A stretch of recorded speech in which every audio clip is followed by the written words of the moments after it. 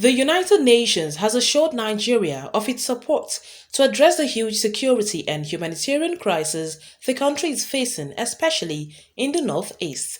The UN Deputy Secretary General, Amina Mohammed, who gave the assurance at a courtesy visit to the Minister of Foreign Affairs, said despite the efforts by the Nigerian government to tackle the twin challenge, more still needs to be done.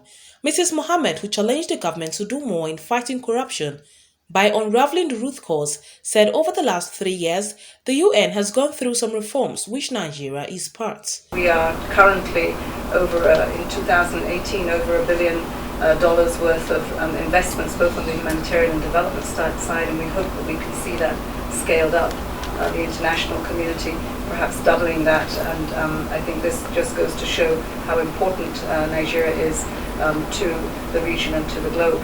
The Common Free Trade Agreement that was signed at the AU is also another entry point for supporting the integration of economies across the continent. The Nigerian Minister of Foreign Affairs, Geoffrey Nyema, earlier noted the cooperation and support the country has received from the United Nations since the assumption of Amina Mohammed as Deputy Secretary General in trying to keep up with its bargain of the Sustainable Development Goals. The cooperation that we're receiving from the United Nations has been absolutely first rate in all the sectors, and also in other areas of humanitarian support. And of course, in this context, we've had some challenges with some of the non-governmental organizations in the northeast.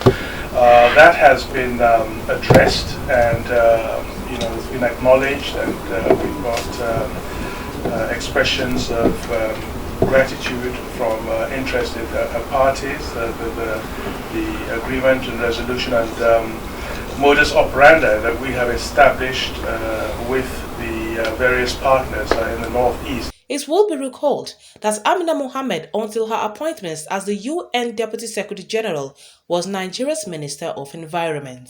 CNN News.